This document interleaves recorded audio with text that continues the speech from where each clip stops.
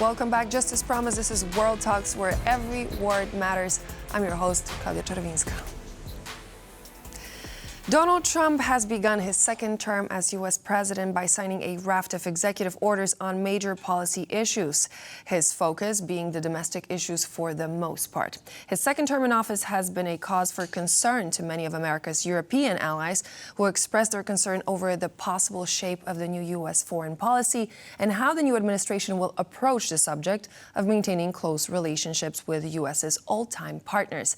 To discuss how Donald Trump will approach the subject of NATO, his support for Ukraine, and relationship with the EU, I'm joined by Gerlinde Niehus, former Deputy Director at the Defense Security Cooperation at NATO.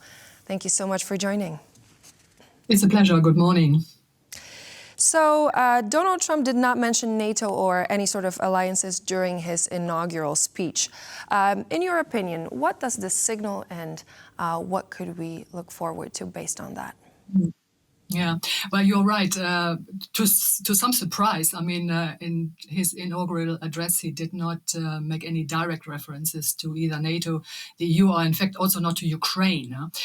But there are, I would argue, some indirect cues which could relate at least to Ukraine or NATO, because he said at one point, I mean, we have a government that has given unlimited funding to the defense of foreign borders, refuses to defend American borders. So, and later on, he calls this betrayal. So now, if this refers to NATO, and this is clearly a speculation, it insinuates, I mean, less U.S. funding to both Ukraine and NATO. Well, you could also eventually deduct that other topics which are, in fact, covered in his speech, I mean, immigration, you mentioned inflation, trade, the Panama Canal, are higher on his list of priorities. So what do you think this could spell for the global alliances?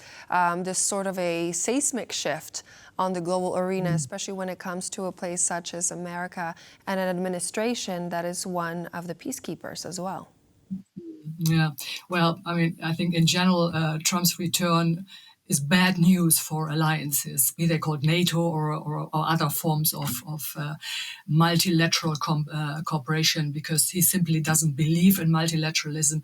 He probably doesn't know how it functions. Yeah, so in that sense, he doesn't have allies in that sense, but rather negotiation partners, or rather negotiation opponents. I mean, his whole worldview is rather mercantilist, yeah. But in reality, I mean, you cannot buy or sell countries or allies like properties. You know? So eventually he will learn the hard way. Now, when it comes to both NATO and the EU, I would argue they need a coherent strategy for a more European NATO, yeah, and a more European strategic responsibility on the EU side, yeah, associated with an ambitious implementation plan. Yeah. So what could be key elements? Clearly, as Europeans, we need to grow up and stop the geopolitical outsourcing and take more responsibility for our security. Yeah? So that doesn't mean decoupling from the US, but rebalancing the partnership. And a stronger Europe and a stronger European pillar in NATO, if you wish, would also allow the US to become more engaged. I mean, I trust that also Poland, I mean, with the current EU presidency, will push for a more European security and defense. I mean, your prime minister is in the European Parliament today, so interested to see what he will say there. But then other things which I think will be important to happen. I believe this strategy for more European NATO and more European responsibility should be developed together between NATO and the EU. For example, by this newly created high-level coordination group. The new Secretary General mentioned recently, Europeans should agree to raise defense spending to 3% or 3.5%. In fact, there are voices out there saying they agree with Trump to go to 5%. That perhaps is a bit overambitious, but certainly Europeans need to be more ambitious, and Canada. We need to turbocharge defense production, which so far is too small, too fragmented, too slow. And I trust here the new Defense Commissioner Kubilius will be very important in going down this path or achieving that goal. Europeans need to fill the huge gaps in air and missile defense, in logistics, and military mobility. And they should also prepare a substantial support package for Ukraine. So a lot to do on the European front, requiring a lot of determination and also, frankly, courage. There's been some time in between the American election and Mr. Trump coming into office and being sworn into office as the 47th president of the United States. There's been a lot of talks that both Europe and NATO have to get ready. They have to Trump-proof themselves in order to be able to keep up with the challenge. As of now, as of today, based on your expertise and what we've seen and heard so far, do you think that Europe is closer to that goal of being more self-reliant, or are we still falling behind? Well, a number of initiatives have been undertaken on the EU and on the NATO side. To a degree, the second election of the new Secretary General Rutte was a move of finding somebody who can deal with Trump. Yeah, the creation of the mission in support of Ukraine, the NATO security assistance for Ukraine, has been a step on the NATO side, has been a step to Trump-proof cooperation with Ukraine. NATO allies, 2/3 of them are now meeting the 2% goal, but only 2/3. Yeah, so there have been steps in a good direction. Also on the EU side, as already mentioned, Commissioner Kubilius is working on a new white paper on European defense. Poland is pushing for that. The EU has a host of activities boosting its role in security and defense.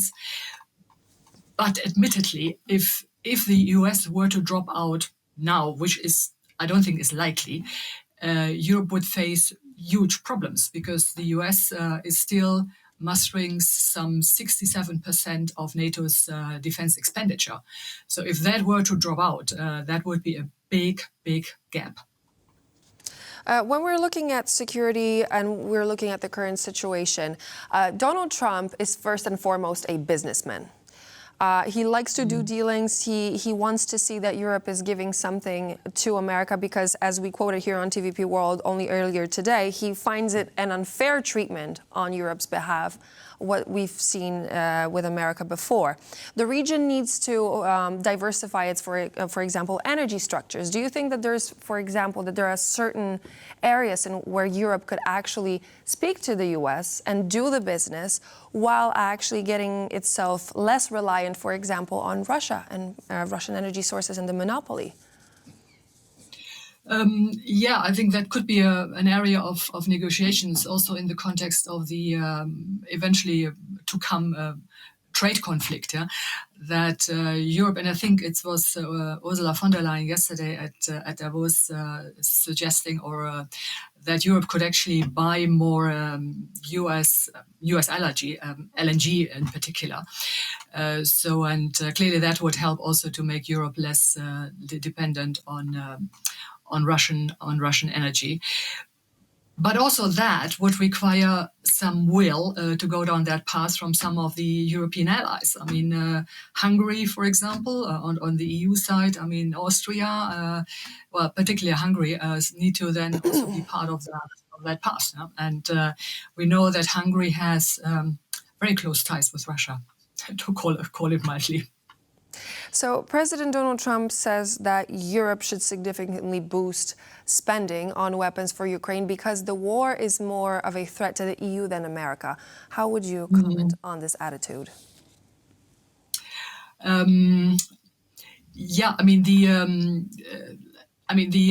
Over the years since 22, clearly the US has been the biggest bilateral donor with some over 60 billion euros.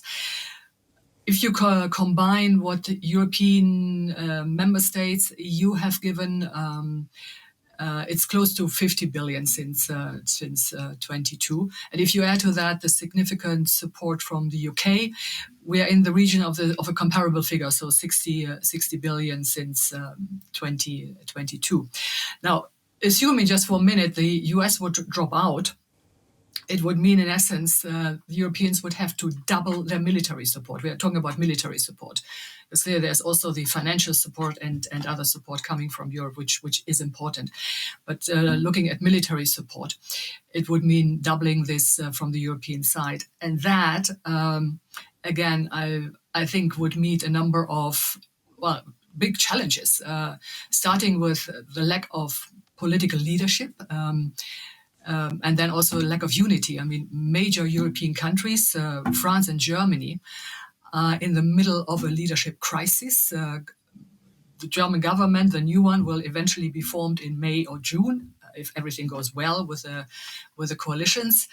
There are European leaders who express clearly a commitment to assist Ukraine, Poland, the Baltics, Finland and Sweden. But then there are especially those countries with populist governments and closer links to Russia, Hungary, Slovakia and Austria on the EU side, who are less keen to support Ukraine. So lack of political leadership, I think, is one big issue there. And then on the more practical side, if you wish, depleted stockpiles. Many European nations have already emptied their warehouses and given older military equipment. So there's not much left to provide easily. Defense companies ask for longer or long-term contracts, which are slow in coming forward. And therefore, there's also still insufficient production capacity. So, but I suppose that Donald, this would be one of those. Sorry to interrupt you, but I suppose those would be one of those fields where Donald Trump would be more than happy to assist Europe as long as Europe pays money. True, but clearly then there is the next debate, namely that Donald Trump would clearly aim at that Europe buys more American. Which it currently does to about 1/3, according to data from the IISS. But there are, of course, a number of nations, especially led by France, who think that more European spending and higher production capacity would have to be spent European. Now, clearly, from a NATO angle, I think it would be important to make the point to not create new barriers amongst allies, meaning that if the EU enhances production capacity, again, it should be done together with NATO, so that also countries such as the US or Turkey or the UK, in fact, can participate. Mm-hmm. Sadly, our time has come to an end. Gerlinde Niehus, former Deputy Director of the Defense and Security Cooperation at NATO, thank you so much for your input on this very important subject. My pleasure. Have a good day. Bye-bye. Thank you, too. So this would be all for now here on World Talks, so stay tuned.